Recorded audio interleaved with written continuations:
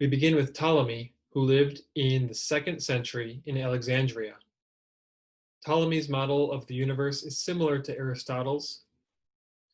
Ptolemy's work, the Almagest, as it became known in Arabic, meaning the greatest, became the authoritative text for astronomy in the Middle Ages. The Almagest was translated into Latin twice in the 12th century, once in Spain and once in Sicily. Ptolemy's Almagest presented his astronomical models in convenient tables, which could be used to compute past or future positions of planets. He included a star catalog, like Hipparchus. Ptolemy's star catalog contained 48 constellations. Ptolemy's Planetary Hypotheses was another astronomical work. It spoke of the universe as a set of nested spheres, and he used the epicycles of his planetary model to compute the dimensions of the universe. He concluded the Sun was at an average distance of 1,210 Earth radii, and the sphere of fixed stars was at a distance of 20,000 Earth radii. Ptolemy also wrote a book we could call Handy Tables, which tabulated all the data needed to compute the positions of the sun, moon, and planets, the rising and setting of stars, and eclipses. Ptolemy wrote other works, including a geography, in which he estimated the size of the Earth. He got a lower value than Eratosthenes, about 5/7 Eratosthenes' value, so not too far off, but not as accurate as Eratosthenes. Ptolemy agreed that the best way to measure longitude was through simultaneous observation of lunar eclipses. Ptolemy's Tetrabiblos, presented as the second part of his astronomy after the Almagest, was an attempt to adapt horoscopic astrology to Aristotelian physics. Ptolemy also wrote Harmonics on music theory and the mathematics of music. Like the Pythagoreans, he argued for basing music intervals on mathematical ratios, but he also backed up his arguments with empirical observation. This influenced Kepler's views on the harmony of the world. And last, Ptolemy also wrote in optics on the properties of light, reflection, refraction, and color, including a table of refraction from air to water. The basic elements of Ptolemaic astronomy are that the Earth is immobile at the center. The Sun, for example, orbits the Earth in the Ptolemaic model, but we don't have the same number of days in each season, so that can be accounted for by an eccentric circle. The place in the Sun's orbit that is farthest from Earth is called solar apogee. Apo from G, Earth. But the center of the circle is not even necessarily the center of motion in Ptolemaic astronomy. There is what's called the equant. The equant, which is depicted as this black dot. The planet goes around in an epicycle, but the center of the epicycle goes around in this larger circle, the deferent, which has an angle, this angle going through this other point, the equant, changes at a constant rate. So it isn't necessarily the center of the circle that has that angle property, but this other point, the equant. Ptolemy did not necessarily like the equant, but his big thing was to save the phenomenon. He wanted to predict observations with accuracy, to save the phenomenon, what is observed. And so he allowed the equant. Ptolemaic astronomy was the dominant view until the Copernican revolution, which we'll talk about next week.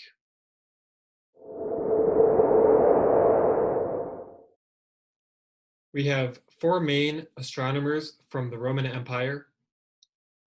Not necessarily the most well-known in the Roman Empire, but these are the works that were rediscovered in the 9th century with the Carolingian Renaissance, and so they became the four important Roman sources in the Middle Ages. First is Pliny the Elder. He wrote Naturalis Historia, an encyclopedia consisting of 37 books, beginning with astronomy. He criticizes the four elements as well as attempts at cosmology. He considers Hipparchus's almanac grandiose for seeming to know how nature works. He opines there are countless other worlds other than Earth. He does think the Earth is in the middle of space, though. And he records the 7 planets, including the sun and moon.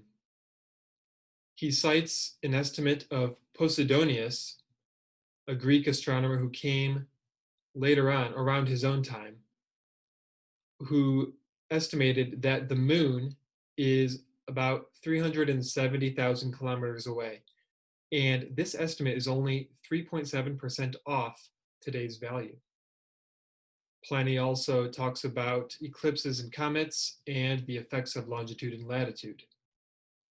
Pliny the Elder died while attempting to save family and friends in the eruption of Mount Vesuvius. That's why we know the date of his death with accuracy. We know very little about Chalcidius. He was probably from North Africa in the first half of the 4th century. He translated and commented on part of Plato's Timaeus, and the part that he translated was the only part that the West had of Plato's Timaeus for several centuries. He includes eccentrics and epicycles in his commentaries. Macrobius flourished around the year 400 and developed Platonic themes in his commentary on Cicero's Dream of Scipio. He focused on the simplest questions of celestial order, such as which one's further from Earth, Mercury or Venus, but he had some contradictions. He also said that the diameter of the sun is twice the diameter of the Earth. Marcianus Capella flourished between the years 410 and 420. You'd think with the name Martian, he was destined for astronomy. He was also from North Africa and worked in Carthage. He was one of the early developers of the liberal arts.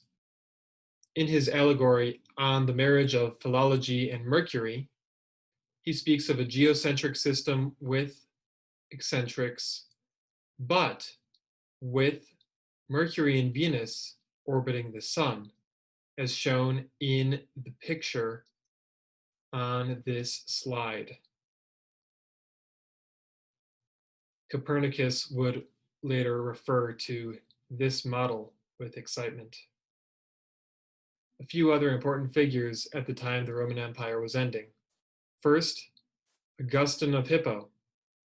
You've probably heard of St. Augustine before as a theologian, philosopher, and one of the most important church fathers. He used natural philosophy in his commentaries. In the Confessions, he discusses time and even serves as a precursor to Einstein's relativity in some of his commentaries. In his work De Genesi ad Litteram, Augustine says, a reader should never commit himself solely to a single scientific interpretation, since various acceptable interpretations are always possible. As a bishop, Augustine warned that one should avoid astrologers who combine science and horoscopes. But he also discouraged the study of technical astronomy in general as being of little importance for understanding the Bible. Proclus was a Greek Neoplatonist philosopher. He commented on Plato's dialogues and on Euclid's Elements, and he wrote Elements of Theology, which circulated under the name Liber de Causis, and was thought to have been from Aristotle until Aquinas realized it had to be from Proclus. You're assigned to read a little bit of Proclus in the Book of the Cosmos this week. Boethius, the author of The Consolation of Philosophy, promoted the quadrivium, but did not produce an astronomy text. Cassiodorus portrayed the liberal arts, especially astronomy, as pathways to the higher wisdom of Holy Scripture, and he also warned against astrology.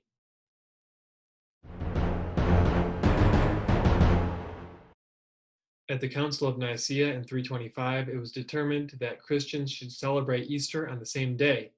Easter would be the Sunday after the first full moon after the vernal equinox. Part of why this was chosen is symbolic.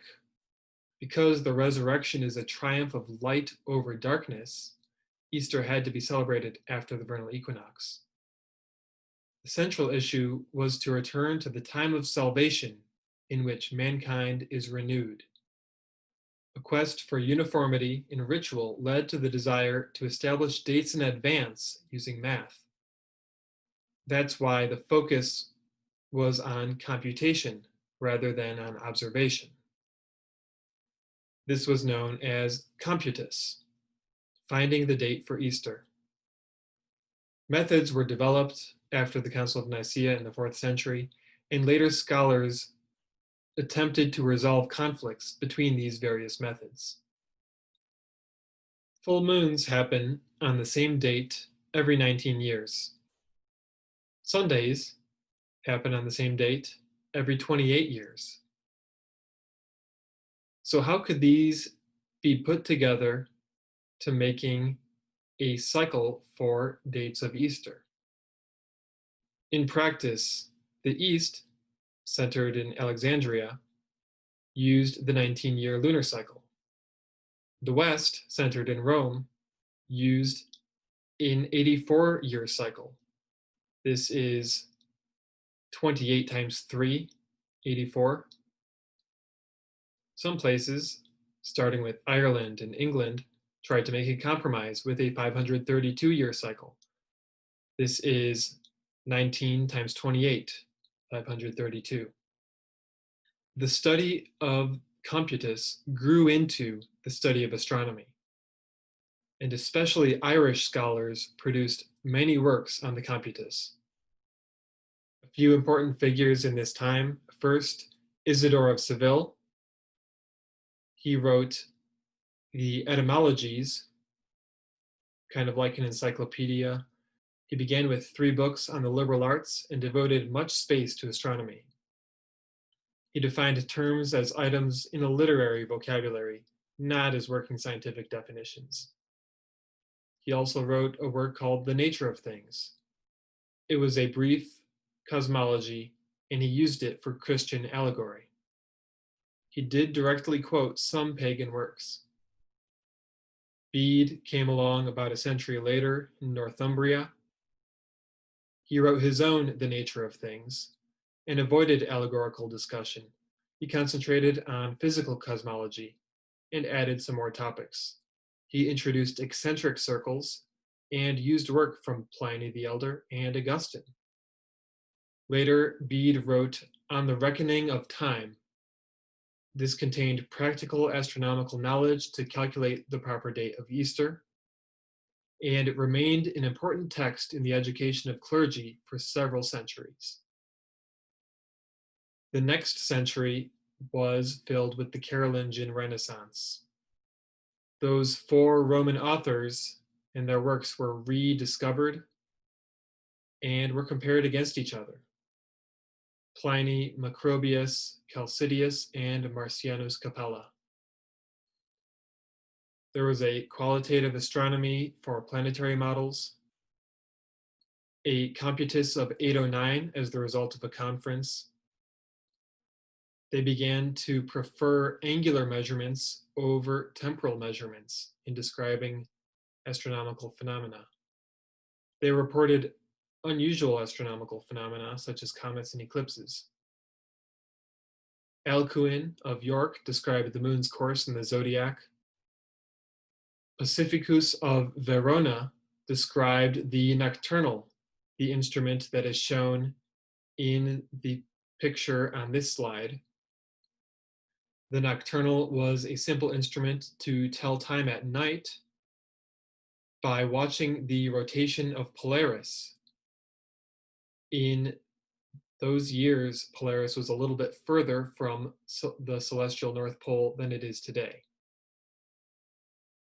John Scotus Eriugena, an Irishman, used elements from both Capella and also Chalcidius and Pliny, but preferred Pliny and did not have Venus and Mercury on circumsolar orbits.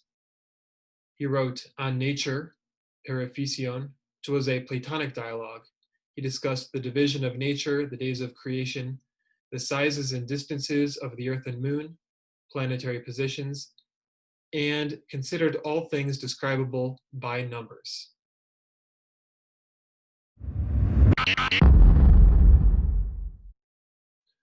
For several centuries, centered around the 9th and 10th centuries, a lot of advancements in astronomy came from the Islamic world.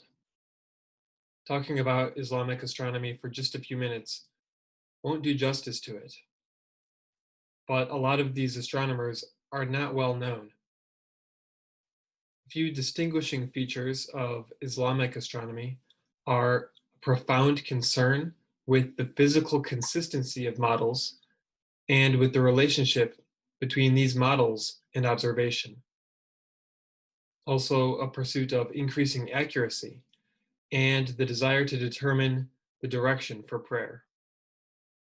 In most of the Islamic world, with the exception being Islamic Spain, theory and observation progressed simultaneously.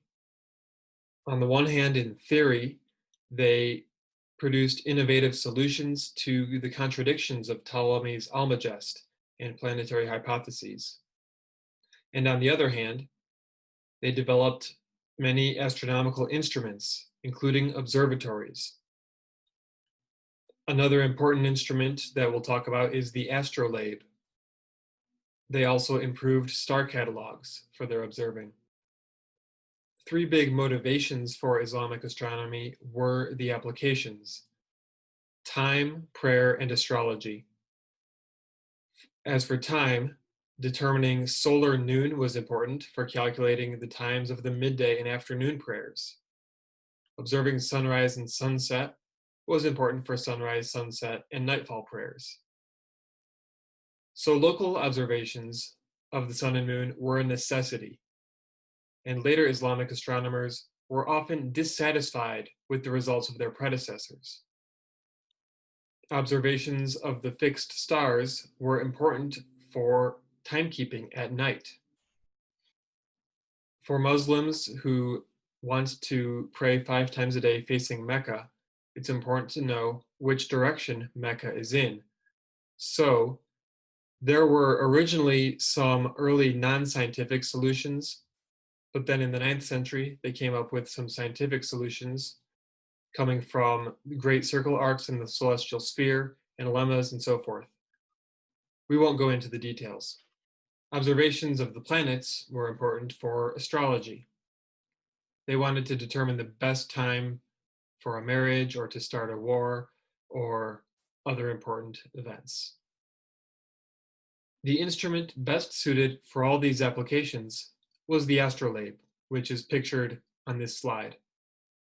The astrolabe was originally constructed for a specific latitude, but then in the 11th century, astronomers developed universal astrolabe plates. The first report of an astrolabe is from the mid-8th century, and they were able to transmit astronomical knowledge just through the construction of instruments like the astrolabe. The first known astronomy text composed in Arabic is from the year 735. Then in 762, the city of Baghdad was founded. Under the Abbasids, who were a dynasty from around 750 to 1258, there was a mass of translations due to interest in existing scientific work. So the Almagest was translated in 829, 830, and then the next year from, 831 to 832, there was a full year of solar observations. They measured the length of the solar year, the precession of the equinoxes, the obliquity of the ecliptic, you could think of that as the Earth's axial tilt, and solar apogee. This systematic observation was to correct parameters and answer questions posed by the translation of the Almagest. Other instruments they used for these observations were gnomons, armillary sphere, and a mural quadrant. There were many important Islamic astronomers, too many to list in one slide, so here are just a few of them, but I will speak of a few others as well. First, we start with Al-Khwarizmi, who flourished around the time of that translation of the Almagest. He's responsible for the earliest known tables of the 5 daily prayer times, and he wrote these in terms of the sun's shadow at Baghdad's latitude for 6-degree increments of the sun's longitude. He also wrote the earliest Arabic treatise on sundial construction and addressed latitude variation. A couple generations later, Thabit ibn Qurra, who died around 901, who was not a Muslim but lived in the Islamic world, explained how to construct a sundial that was functional at all latitudes. In the next generation, we come to al-Battani, who died in 929. He composed the Zij al-Sabi, which marked the supremacy of Ptolemaic astronomy in Islamic civilization. He detected a variation in the sun's angular diameter, which Ptolemy predicted but never observed. Next, we have Abd al-Rahman al-Sufi. He used a 2.5-meter ring to make a careful measurement of the obliquity of the ecliptic, Earth's axial tilt. He also wrote a book of fixed stars, including positions, magnitudes, and colors of stars, and drawings of constellations. The first descriptions and pictures of the Andromeda galaxy are here. He called it a little cloud. He also mentioned the Large Magellanic Cloud, which is visible in the southern hemisphere and close to the equator. Sharaf al-Dawla was a Bujid ruler who died in 989. He constructed an observatory with a 12.5-meter radius section of a sphere to trace the sun's day circles. Abu Mahmud al-Khujandi, who died around the year 1000, built a huge observatory near Tehran, Iran. He observed a series of meridian transits of the sun, that's solar noon, when the sun crosses the meridian, with a 60-degree meridian arc with a 20-meter radius, allowing him to make the most precise yet calculation of Earth's obliquity, which he compared with values measured by Indian and Greek astronomers, and then concluded that Earth's obliquity changes over time. Al-Biruni, who died around the year 1048 or 1050, argued that one could use observational tests to determine whether the Earth moved. Around the time of Al-Biruni, a different astronomer, Ibn al-Haytham, who died around the year 1040, exposed the equant problem in Ptolemaic astronomy. The equant, recall, is the point about which the deference motion, that larger circle, is uniform. The problem is that the epicycle center rotates uniformly, that is, its angle changes uniformly, about the equant point, not about the center of the deferent or the center of the Earth. We mentioned this earlier in the Ptolemaic astronomy slide. Many astronomers in the Islamic world then tried to solve this equant problem, starting with Abu Ubaid al-Juzjani. Eventually, Islamic astronomers would develop non-Ptolemaic models. Ali ibn Ridwan, who died in 1061, made a detailed description of a supernova in 1006, which was the brightest in recorded history. Omar Khayyam, who died in 1131, compiled many tables and made a calendar that is more accurate than the Julian calendar and almost as accurate as the Gregorian calendar. The solar Hijri calendar, in fact, is based on Omar Khayyam's calendar. Probably the most influential observatory was the Maraga Observatory. Construction for it began in 1259. The aim for building this observatory was to retain Ptolemy's predictive accuracy while removing inconsistencies that they noticed in the Almagest. Two astronomers, Tusi and Urdi, are responsible for a couple of foundational hypotheses for non-Ptolemaic models. The Urdi lemma was a geometrical argument, and a consequence of it was that the new deferent center would be halfway between the equant and the old Ptolemaic deferent center. The Tusi couple was an argument that had to do with oscillations and resulted in a new deferent to mirror Ptolemaic predictions. An astronomer named Shirazi noted that the Tusi couple showed how there did not have to be a moment of rest between the motions of rising and falling of a heavy body thrown upward, contrary to Aristotle's physics. Around this time also, Muji al-Din al-Maghribi, who died in 1283, used a mechanical clock to record more accurately the time of observations. Ibn al-Shatir, who died in 1375, and held the office of Muwaqit, a religious timekeeper, developed a solar model that accounted for newly observed variations in the sun's diameter, which led to the acceptance of annular solar eclipses. He also seemed to resolve the problems for Ptolemy's model of Mercury. The Maraga astronomers, however, could not solve the problem of planetary sizes and distances. In the Islamic West, particularly Andalusia in modern-day Spain, had developments in theoretical astronomy, but not in observational astronomy. Ibn al-Zarqalu had three different models to account for what was called trepidation, an obsolete theory that there are oscillations in the rate of the precession of the equinoxes. Ibn al-Khayyim developed a new method for calculating lunar longitude. 12th century philosophers considered epicyclic and eccentric orbs unacceptable to Aristotelian philosophy. Al-Bitruji, who flourished around the year 1200, attempted a system without epicycles or eccentrics. And Ibn Namia, who flourished around the year 1400, tried to improve those models in the only known original composition of theoretical astronomy in Judeo-Arabic.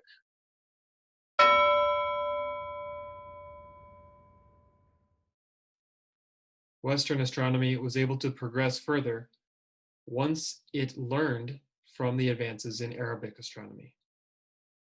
Gerbert of Aurillac traveled to Spain and Sicily to seek out the learning of the Arabic-speaking world. He encountered practical astronomical techniques concerning the calendar and timekeeping, especially those dealing with the astrolabe. He is associated with the appearance of the astrolabe in the West by the turn of the millennium, but we don't know for sure if he's the one responsible for it. Either way, the astrolabe brought greater precision to measurements that were already being made. Gerbert developed different physical models for astronomical instruction, which included direct observation of the major stars and constellations. He became Pope Sylvester II in 999 and died in 1003. Hermann of Reichenau wrote the earliest reasonably clear and complete description of the astrolabe in The Construction of the Astrolabe. Sometime after the year 1050, William of St. Emmeram made unusually careful observations and revised the date of the vernal equinox to March 16th or 17th. Bernold of Constance in 1074 confirmed William's revision and noted that others were finding a date of March 17th or 18th. Either way, the accepted date of March 21st was no longer accurate. In this time, the four Roman works continued to be extensively studied, especially Chalcidius. Scholars corrected errors in diagrams, revealing that they had mastered the models. Walcher of Malvern, who died in 1135, used the astrolabe to observe the time of eclipses and to test the validity of computed tables. What's probably most important about this time, however, is the translation of astronomical texts from Arabic and Greek into Latin. One more figure to mention was John of Sacrobosco. He wrote a series of influential introductory astronomy textbooks, especially The Sphere, but also a Computus, a text on the quadrant, and a text on calculation.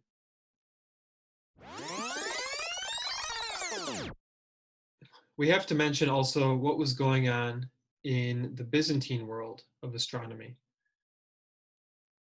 Byzantine astronomy was founded on Ptolemy and Ptolemaic commentaries, especially Theon of Alexandria, around the year 364. Many anonymous commentaries are preserved from the 5th and 6th centuries from Alexandria. There is a manual of astronomy by Stephen of Alexandria, around the year 610, with tables for the latitude of Byzantium and a method for calculating Easter. In the 11th century, they had a large Arabic and Persian influence for manuals and instruments. In 1204, unfortunately, many manuscripts were destroyed in the sack of Constantinople during the Fourth Crusade. It took about a century for Byzantine astronomy to recover from that, but by around the year 1300, Theodorus Medokites had restored Ptolemaic astronomy. Then in the 1300s, there is abundant literature on calculating Easter. They were beginning to raise the questions of the exactness of the 19-year lunar cycle, the length of the solar year, and the date of the spring equinox.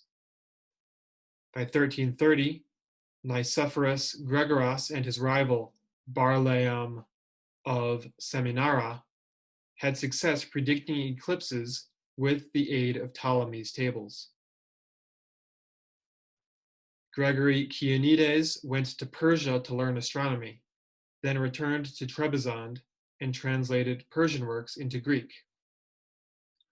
In 1347, George Chrysocoxes wrote the Persian Syntaxis, which circulated widely. In 1352, Theodorus Meliteniotes wrote the Astronomical Tribiblos, containing a justification of astronomy and an unconditional condemnation of astrology. In the 1400s, there was a Jewish influence on Byzantine astronomy, and many commentaries on 3 Jewish astronomical works, all from different Jewish astronomers. Around this time was also the most original Byzantine work, a manual of George Gemistus Pletho, who advocated for the restoration of pagan antiquity, including a new calendar. In Byzantine astronomy, there were very few treatises on astronomical instruments.